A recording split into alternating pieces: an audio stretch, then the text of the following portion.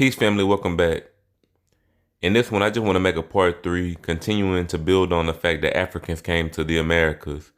Somebody asked me in the comment section, do I read Dr. Ivan Sertima? And yes, I do, as well as Dr. Clive Winters and Dr. Ali Muhammad. But let's talk about the West Africans' ability to make this voyage. So the Arab-Egyptian scholar Al-Umari quotes Mansa Musa as follows, because he asked Mansa Musa about Abu Bukhari II coming to the Americas.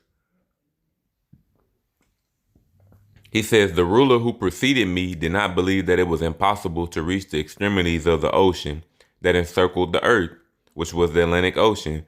He wanted to reach that end and was determined to pursue his plans. So he equipped 200 boats full of men and many other full of gold, water, and provisions sufficient for several years.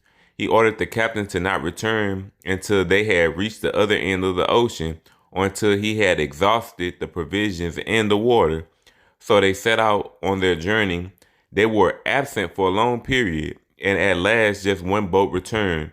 When questioned, the captain replied, "O Prince, we navigated for a long period until we saw in the midst of the ocean a great river which was flowing massively. My boat was the last one. Others were ahead of me, and they were drowned in a great whirlpool and never came out again. I sailed back to escape this current, but the Sultan would not believe me. He ordered 2,000 boats to be equipped and his men, and 1,000 more for water and provisions." So notice he said they were drowned in a great whirlpool and never came out. And then he said, I sailed back to escape this current. So the whirlpool was a current. So again, if we're looking off the coast of West Africa, we can see that these currents can take you right to the Americas, whether you want to go to Brazil, the Caribbean, or go to the East Coast and border of the United States.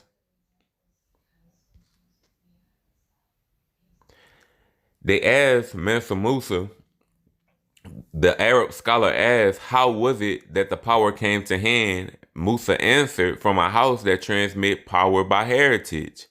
So we don't really know for a fact how many times the West Africans came over here. But he said that they come from a house that transmit the power by heritage. So it's like a generational thing.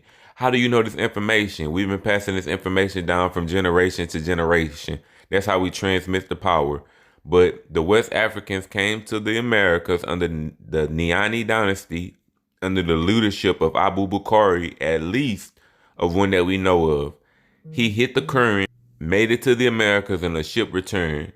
And I will prove to you that they came to the Americas in a later date. I just wanted to show you that the West Africans themselves believed that they had the technology to make it from the west coast of Africa to the continent across the Atlantic Ocean. But it's a Free Black Society presentation. Peace.